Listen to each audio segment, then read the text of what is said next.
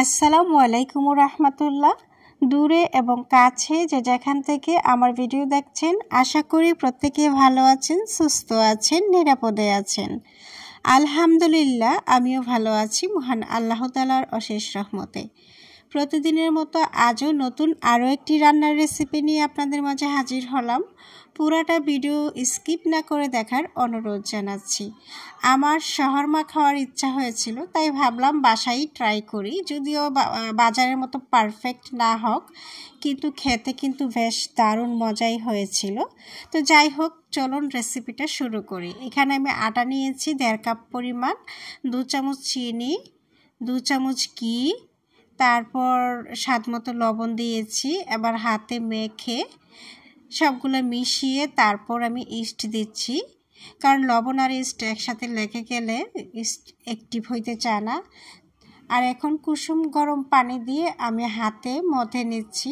খুব ভালোভাবে মথে একটা সফট ড্র তৈরি করব।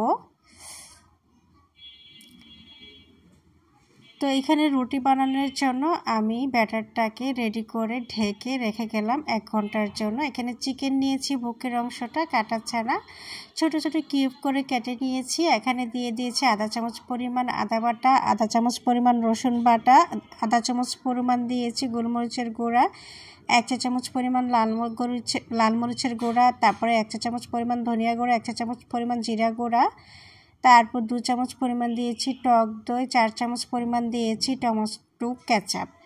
এই সবগুলো উপকরণ একসাথে স্বাদমতো লবণও দিয়েছি, দিয়ে আধা ঘন্টার জন্য ম্যারিনেট করে রেখেছি। তারপর চুলার ধারে এসে প্যান বসিয়ে দিলাম, অল্প পরিমাণে তেল দিয়ে চিকেনটাকে এখন কুক করে নেব নেড়ে চেড়ে। কোনো পানি দেব না। এই চিকেনের গায়ের পানি এবং মশলা তেলের সাথে চুলার আঁচটা লো মিডিয়াম করে 15 থেকে 20 মিনিট কুক করলেই হয়ে যাবে, কারণ চিকেনটা হচ্ছে বুকের চিকেন আর হচ্ছে অনেক ছোট করে কেটেছি। এটা এমনিতেই সিদ্ধ হয়ে যাবে, অনেক বেশি সিদ্ধ করা লাগবে না। এবং তেলের সাথে একটা ভাজা ভাজা ফ্রাইও হবে ভাজতে ভাজতে। খেতে অনেক দারুণ বেশি মজা হয়েছিল। তো অল্প পরিমাণে আবার লবণ দিয়ে দিলাম, লবণটা একটু কম হয়েছিল। তো চিকেনটা আমার রান্না হয়ে গিয়েছে। এখন আমি চিকেনটাকে একটা প্লেটে উঠিয়ে নিচ্ছি। এখন প্লেটে উঠিয়ে আমি এখন চলে যাব বাকি কাজে। এই হলো চিকেনটার ফাইনাল লুক। খুবই লোভনীয় এবং খুবই টেস্টি হয়েছে। শাওয়ারমার থেকেও অনেক বেশি মজা লেগেছে। তো এখন আমি রুটির যেই ব্যাটারটা রেখে গেলাম রুটি বানানোর জন্য, এটা তো ফুলে ডবল হয়ে গিয়েছে। এখন এটা দিয়ে এখন রুটি বানিয়ে নেব। তো আপনারা যারা যারা আমার ভিডিওটা ফেসবুক পেজ থেকে দেখছেন, অনুরোধ করছি ফলো দিয়ে সাথে থাকবেন। আর যারা যারা আমার ভিডিওটা ইউটিউব থেকে দেখছেন, অনুরোধ করছি আমার চ্যানেলটাকে সাবস্ক্রাইব করে দিবেন এবং রান্নার নতুন নতুন রেসিপি দেখার জন্য আমার পাশে থাকা বেল আইকনে টিপ দিয়ে ওকে করে দিবেন।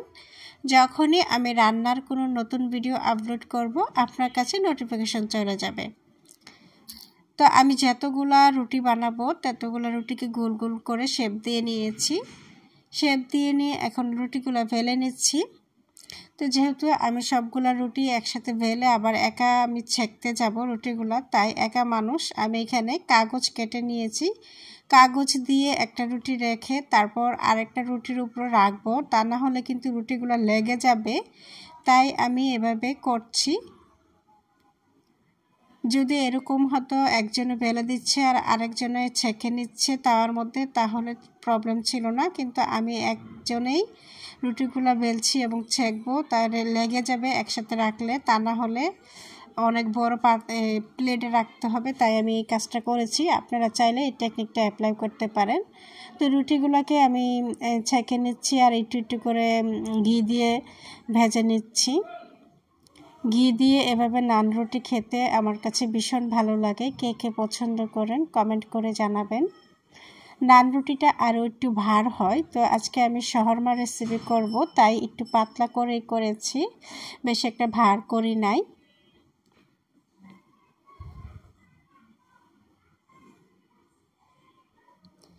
এক এক করে সবগুলা আমি রুটি ছেঁকে নিচ্ছি।